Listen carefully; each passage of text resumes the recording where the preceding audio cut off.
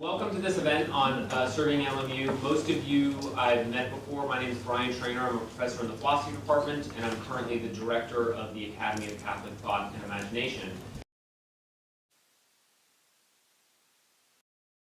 Let me begin. I know we've already all begun eating, but by asking us all to just take a moment for some thoughtful prayer and silence for the victims of the recent events in Las Vegas. I found out when I came in this morning that one of them is an alumna of LMU in the Loyolan, but so if we could all just think for a moment in our own way about that.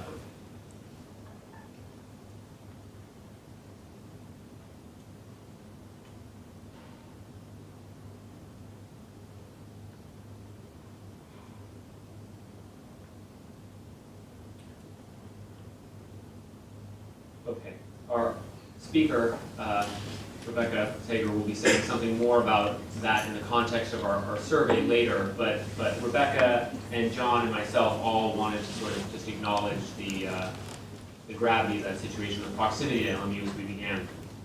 So the programming theme this year at the Academy of Catholic Thought and Imagination is the idea of a Catholic university in the 21st century. We're inviting faculty and staff and students from across the campus to join us in thinking about what it means for LMU to be a Catholic university and what it ought to mean going forward into the next couple of decades.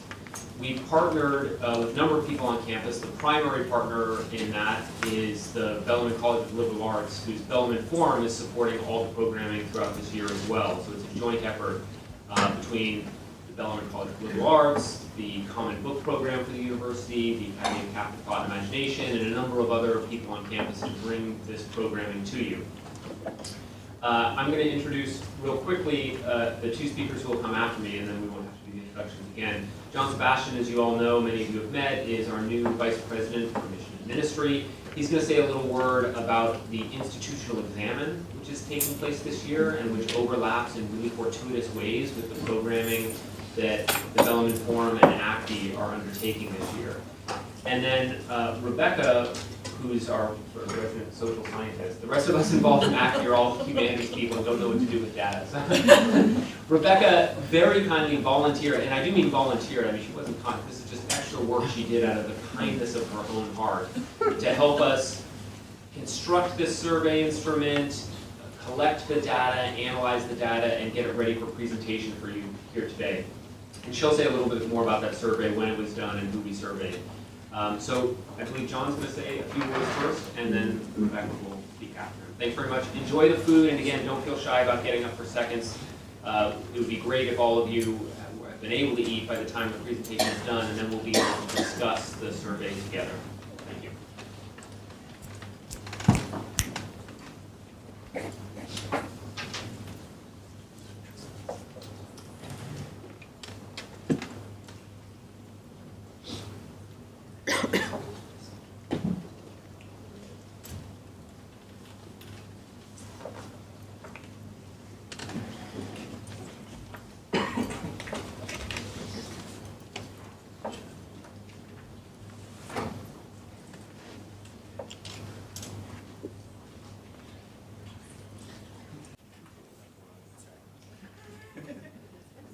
And as always, small technical difficulties before we get started. There we go. All right, thank you, Emmylou. Good morning, everyone. Thank you for being with us today for this conversation. Really what I'm going to do here is just offer what is effectively a brief commercial for this institutional examen process that we are in the midst of. My hope is that after you've had a chance to hear Rebecca's presentation later and to engage in conversation at your tables, you will be very inspired to continue offering your insights into how we live out our mission here at LMU to participate in the ongoing work of this examen. So let me just take a few minutes. I'm going to try and be very brief here to introduce this process to you. Hopefully by now you've at least heard that such a thing is happening on campus, but I'm going to pretend like no one has and begin really at the beginning. A few years ago, the Association of Jesuit Colleges and Universities instituted what we are calling a mission priority examen. This is a process that all 28 Jesuit colleges and universities in the United States are going through in a period of about 5 years. We're in year 3 now, so we're coming right at the middle, which is good for us because we get to benefit from those who have gone before in the earlier pilot years as we begin to think about this. So what is this process? These slides, by the way, are as much for me to stay on track as they are for you. So if you're not in a place to see very well, don't worry too much about it. Initially, when this process was talked about, the A word was bandied about assessment, and that word sort of makes people a little bit allergic sometimes. And part of the reason it was talked about as a kind of a mission assessment was because so many of our regional accrediting bodies, WASC and SACS and the Higher Learning Commission, Middle States, etc., require institutions as they're going through their regular reaccreditation to attest in some way to their mission and how they're living it out. And so initially there was a notion that we would pair this process with the regular reaccreditation process that people were already going through anyway. Unfortunately, there was a little bit of bleed into this process, and people began to really understand this as indeed a kind of a mission assessment. That is to say, a process whereby the schools needed to go through their documents, think back to the past, and document everywhere that they were being mission-centered for the approval of some external body that would review appendices and more appendices and still more appendices and say, yes, it's true, you really can document that you're doing these things you're saying you're doing. And with due apologies to the folks who are involved in assessment in the room. Professionally, I am aligning horribly here. This is a very reductive overview of assessment, and I apologize. But the reality is the first pilot year, the 3 schools that engaged in the pilot, did indeed produce documents that really were sort of backward-looking, really retrospective, rooted in the past, and came across almost defensively as a kind of a justification for their existence. We really do mean it. Look, we've got the documents to prove it. And so there was a sense after that first year that we really needed to shift our orientation and make sure that this process was forward-looking and it was about imagining a future.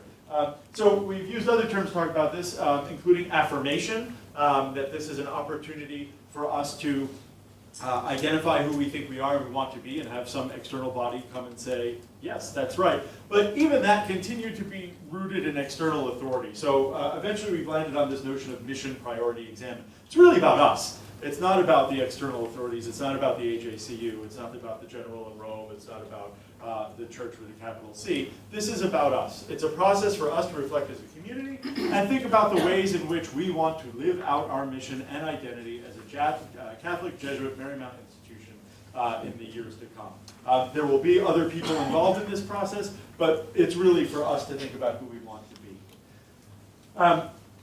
So the brief summary from the official documents here references something called characteristics as a shorthand for a little booklet that some of you have seen that the AJCU produced a few years ago called Some Characteristics of Jesuit Colleges and Universities, a self-evaluation instrument. I'll say more about that in a moment.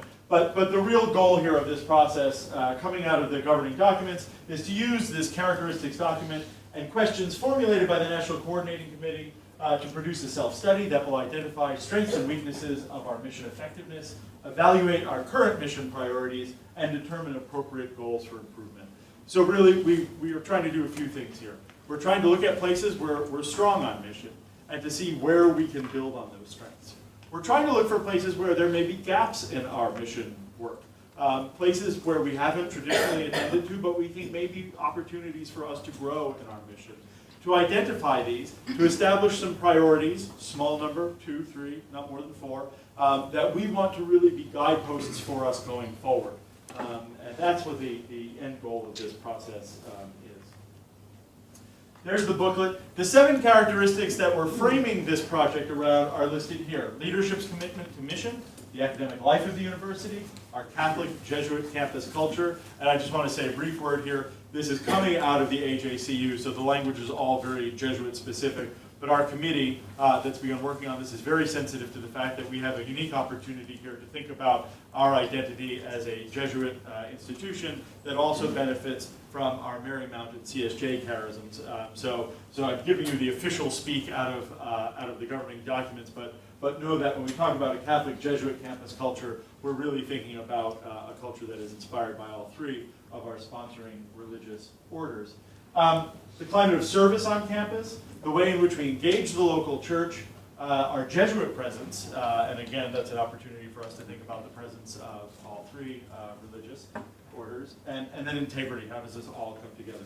So those are the 7 standards according to which we're engaging in this reflection on our identity. I'm going to say a brief word about the process and how this is all going to unfold. We're calling this an examen. Most of you know that the examen is one of the major forms of prayer that St. Ignatius bequeathed to all of us. The Jesuits then and now were unusual in departing from the sort of standard norms for religious life and seeking exemptions from the requirements to engage in the regular routines of liturgical prayer that kept most religious communities fairly rooted. The Jesuits understood that their work was out in the world. And so they departed from the traditional routines of prayer. But Ignatius was clear in saying that no matter what, make time for the examen, twice a day, 15 minutes. This was the major prayer that he gives to us, and it's the governing structure for this process. And that's not just sort of cute sloganeering. We're not just calling it an examen because we've got this word and we're reflecting, so we'll do that. It's really meant to follow the movements of the examen as prayer. And I've just outlined these here, and again, this is coming from the AJCU. The examen as prayer begins with grateful awareness of the gifts that we've received from God. And so too, our process begins with us reflecting gratefully on our identity, on our mission commitments, and listening to the experiences of our colleagues here on campus, faculty, staff, students, and others who are engaged in this work. So we begin by looking back on the gifts that we've received and identifying what it is that we're grateful for in terms of our mission. The parade examen then moves to a review of the events of the day, and that's about where we are in the process now, and I'll show you a little bit more about the real details, the nuts and bolts and timeline in a few moments. But that's what we're doing right now. We're seeking opinions from people around campus. We're reflecting on what we think we know about ourselves. And at the end of the day, we will produce a self-study that will be done with somewhere around the turn of the new year that will outline what we think our strengths are as an institution in terms of mission and where we think there are opportunities for more growth. In the course of doing that, as I mentioned, we'll identify 2 or 3, not more than 4 priorities that we want to govern the way we live mission in the next 5 years. The examen then asks us to think more deeply about a couple of key experiences and to ask for insight into those experiences. The activity of asking for insight comes in the form of an external peer review committee that will be with us in February, the week of February 19th. Those folks come from other Jesuit schools or are involved in life on those campuses in a variety of ways. We've already identified the team, and I'm thrilled we got our 4 top choices. So that's very exciting. They'll be with us. They'll engage with many of you in this room to hear your ideas about where we are as an institution and to reflect back what they hear to us, to offer insights into where we really do have strengths and where maybe we have blind spots that we're not even aware of at this point in time, that they can recognize because they have a little bit of objectivity. That committee will meet with our steering committee, with the president, but also with lots of groups around campus while they're here. The parade examen then invites us to ask God for help in recognizing our failings and for support in improving in different aspects of our life. So too, after the peer visiting committee visits with us, we'll engage in conversation with them and with the president to reflect prayerfully on what we've heard and identify places where we really do want to improve in light of those conversations. We then, in the prayer, envision how we might live in a new way tomorrow. We look forward to the future, and that's really key for this process. It's in the end about looking forward to the future. And so the peer committee will help highlight our successes along with selected areas for growth. We will engage with them. We can disagree with them. We can change our self-study in light of what we hear from them. It's a real dialogue back and forth so that we can put our best self forward looking to the future. And then the prayer typically ends with some sort of acknowledgement and thanksgiving and prayer. And this process wraps up much the same. I won't go into all these bullet points, but our documents get sent to a series of other groups, the provincials, eventually all the way up to Rome. And each one of those groups has an opportunity to respond to our expression of how we want to live our mission and to affirm us in that, to say, These are great strengths. We look forward to seeing how you leverage them in the future. These are wonderful opportunities for renewal or for growth. We really encourage you to take those seriously as you go forward. Keep up the good work. We're glad to have you in the family. So we'll have these moments for everyone involved in the process to really come together joyfully and thankfully, acknowledging the gifts that we have here and looking forward to building on them in the future. So that's what makes this an examen. We're going to have these slides up on our website, Mission and Ministry, sometime soon. That's what the process looks like. Got that? Good. Here's the timeline of how this is all going to unfold. Over the summer, we spent a lot of time gathering all of the documentation we could dig up around campus on where we're working on mission and how we're doing that. Franca was telling us the other day that she's printed out all of this stuff. About that tall, is that your binders? It's a lot of material. That's good news. That means we're doing lots of excellent work here. Our committee, which is a 17-person committee and is meant to be really representative of all of our constituencies on campus to the best that a 17-person committee can be, has been sifting that data essentially since late August and starting to try and identify these areas of strength as well as growth areas, growth opportunities for us. And that's about where we are now. Soon, and for the remainder of the semester, we'll be dispatching members of our committee across campus to engage with you in different venues, to share what we have started to identify as what we think might be priority areas, and to get your feedback on those priorities. To the extent possible, we're trying to work within existing committee structures so that we don't have to add more time to everybody's already very crowded calendars.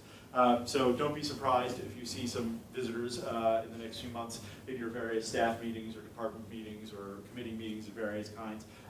We think it's important that we engage with folks in those areas rather than in just kind of general at-large gatherings, because we think those conversations will yield deeper insights into what we're talking about. That having been said, we will also schedule at-large opportunities. So if for some reason you miss your department meeting or your committee meeting, or you just want a different venue for giving feedback, we will have those opportunities and we'll announce them well ahead of time for you to engage and offer your input. So I said this is kind of a commercial. I'm hoping today's discussion will energize you and you will be excited to continue to participate in this conversation about LMU's identity going forward, because there will be new opportunities to do that very soon. This outlines the rest of the schedule for the year. As I said, we'll draft the self-study at the end of the year, beginning of the new year. The site visit the week of February 19th.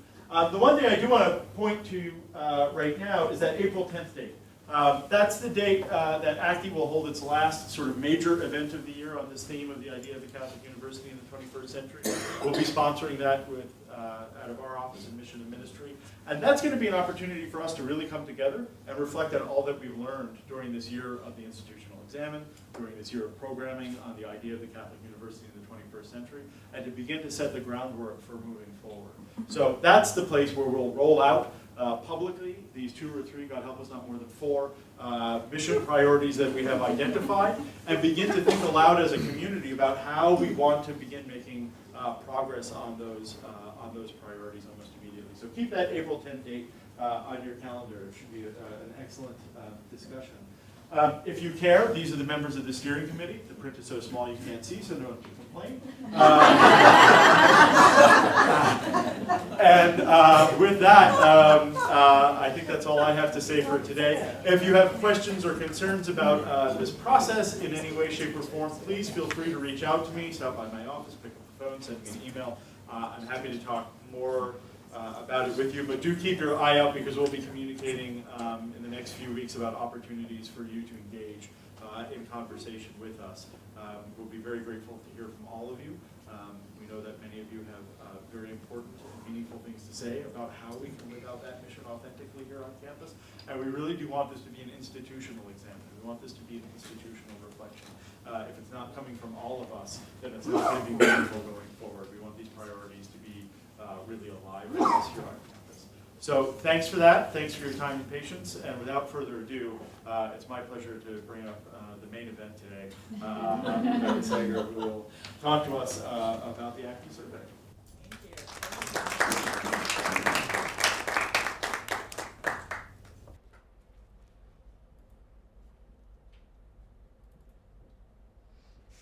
and slideshow. Okay. All right. Thank you. Hello, everyone. Thank you so much for coming today. And special thanks to ACTI and Brian for inviting me to be part of this project. I know it might sound a little bit crazy, but I love data. So I was happy to work on this. I was actually thinking about this presentation and discussion over the last couple days and how it's become even more relevant to me in light of the events that happened on Sunday in Las Vegas. And I've been thinking about how we as a Catholic Jesuit institution have a special call to act in the face of such continuing and hopefully maybe someday preventable tragedies. So today, while we're thinking about our survey results and how some people on campus pointed out a need to move beyond a mission statement that they felt were just words, or another way to say this, just thoughts and prayers, and to a more concrete way of enacting the mission. How are we at LMU going to live out this mission? So I'm just hoping that while I go through this, you can keep those thoughts in mind when we look at what we found in our survey. So in the spring of 2017, a survey was sent out from the Academy of Catholic Thought and Imagination to faculty, staff, and students using Qualtrics, which is an online survey program, about the mission and identity of LMU. The survey consisted of both qualitative and quantitative questions. So qualitative questions about things like, you know, what's the most important part of the mission for you, or how does LMU live out its mission? And quantitative questions about rating the most important elements of the mission, and demographics like faith background, age, things like that. We ended up receiving a total of 357 responses, 93 from faculty, 188 from the staff, and 76 from the students. Just want to make a quick note about the student number. We were given a random pool of only 400 students that we could survey, so that's why that number is small, okay? Not because students didn't want to answer it, we just could only ask a very limited portion of students.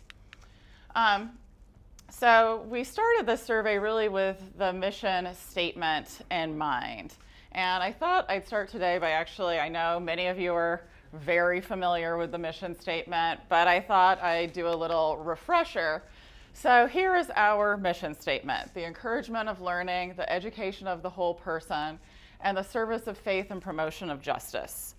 So in our survey, we really sought to answer a few kind of bigger main questions. First, why is this important? Why is this mission statement something that's important, that's so prominent on our campus? And what does this mean to our faculty, staff, and students? And luckily, because you never know what's going to happen, right, with collecting data, we actually got some really interesting and I think important findings. So I'm going to quickly just go over 3 of those main findings, and then the rest of the presentation I'll go over each one of those in depth. So first, LMU's mission and Jesuit Catholic identity are broadly and consistently important to LMU community members, regardless of where they are on the university. Second, however, experiences of satisfaction with LMU's integration of the mission vary widely, especially between students versus faculty and staff. And finally, despite points of common reference, there's a lot of ambiguity about what the mission means, how many parts are actually in the mission, and what's really important about the mission. So I'm going to kind of flesh all of these out. So first finding, mission is broadly important to people at LMU. That's good, right? So faculty, staff, and students all see the mission is something that's really important to their experiences at LMU. The second question we asked was, how much does mission matter to you? For the vast majority, it matters a great deal or a lot. In fact, only 12% of all our survey respondents said it didn't matter at all. And what's interesting and I think important is that even non-Catholics see this as something that's important. So 60% of non-Catholics on the campus that we surveyed saw mission as something either very important or at least somewhat important. So I know it's a little hard to read here at the bottom. The light blue is faculty, red is staff, dark blue is students, and then the orange is overall. So, but you can see that strongly agree or somewhat agree. Almost everyone is really on the same page, right?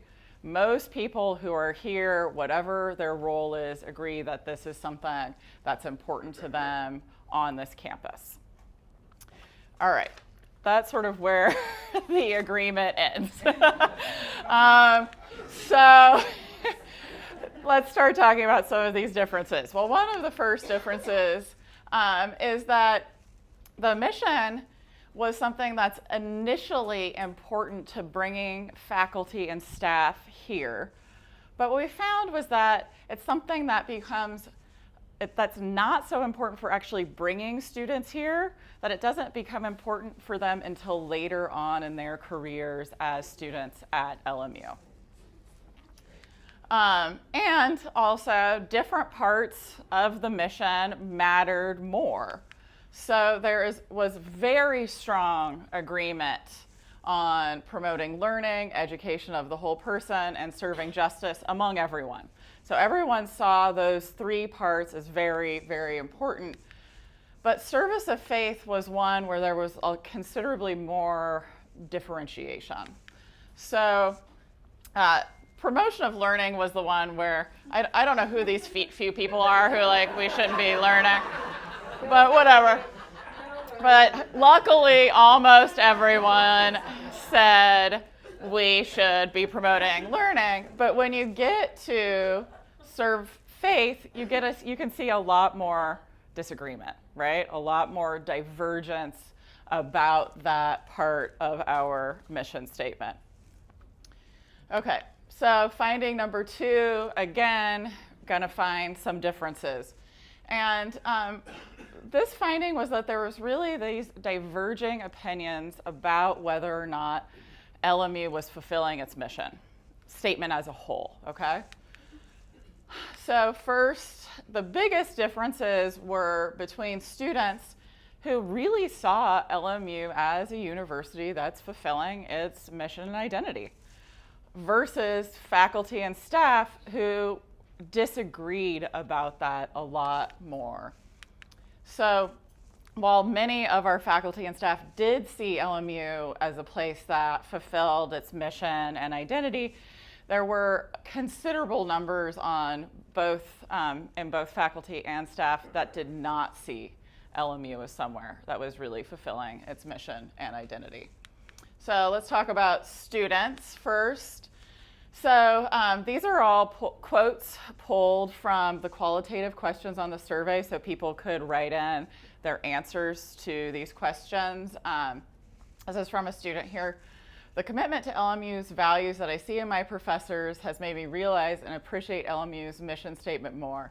Specifically, the education of the whole person. And I just want to point out the students loved this whole person idea. They really talked about it a lot. Education of the whole person and flexibility of courses to adapt to life situations and circumstances while still being dedicated to your education. Or another person summed up, shaping students as a whole person. The classes I have taken really show this. And finally, LMU's mission to promote justice has changed my career path and what I hope to achieve with my education. Taking a wide range of classes also opened my mind to different ways of thinking. So of the surveys we got, there were actually, I think, only 2 or 3 that from students that said something kind of negative about LMU fulfilling its mission. So really small numbers. Most looked like this. that is not the case with faculty and staff. So staff members were probably the least satisfied with how well LMU was meeting its mission. A lot of them noted that they felt that they were either knowingly or inadvertently excluded from mission-based activities. And they were the most likely to express dissatisfaction on the survey. And brought up things like this. It's played a significant role in attracting me here, which is another common statement, is that a lot of staff mentioned coming here specifically because of the mission, but then I don't see it modeled, which is extremely disheartening to me. And a few more brought up similar points. It's the main reason I'm here. However, it seems that more and more it's challenging to see individuals and departments focused on mission as their center for their reason of being. And this one said, in hopes that the promotion of justice will be more evident, walking the talk. And finally, I've always been attracted to Jesuit values and particularly Jesuit education. Lately, though, I've had many concerns about the area in which I work within the LMU community, because I'm not seeing the mission carried out by the practices of the leaders within my department.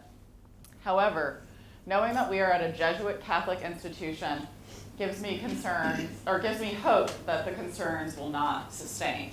And this again was also very reflective, right? So many people felt like this wasn't happening right now, but it could be happening, right? Faculty members had similar reflections on the mission, and again, also framed it in concrete ways that they don't see the mission actually being acted out. So here's one. I think LMU is cheap in its promotion of justice, which is more focused on PR than reality, which falls for mediocre thinking in all matters of so-called diversity, and which entirely sidesteps such important matters as the body of an outrageously high tuition for a country club education and the union busting recent history of our institution, right? Definitely something to say there. Or the mission statement is so, and that they capitalize that. The mission statement is so antiseptic that it's meaningless. And finally, some other faculty members noted concerns with what they saw as LMU leaving behind its Catholic roots. So I love the idea of a Catholic Jesuit at Marymount University, but unfortunately I don't see much of that idea enfleshed in the lived reality of being at LMU, apart from occasional institutional lip service to the parts of the non-embarrassing part of the mission statement and the banners one sees walking around campus. They went on to say, to put it bluntly, Catholic identity feels more like it is tolerated at LMU rather than embraced. Much like the old relative is tolerated at Thanksgiving dinner table because he used to be important and now is completely out of touch. The worst part is that those in charge of the identity often take an accommodating and apologetic, i.e. I'm sorry approach to explaining its distinctive Catholic identity. My impression is that the fear of being labeled as not inclusive or anti-diversity seasons much of the discussion and presentation of Catholic identity at LMU.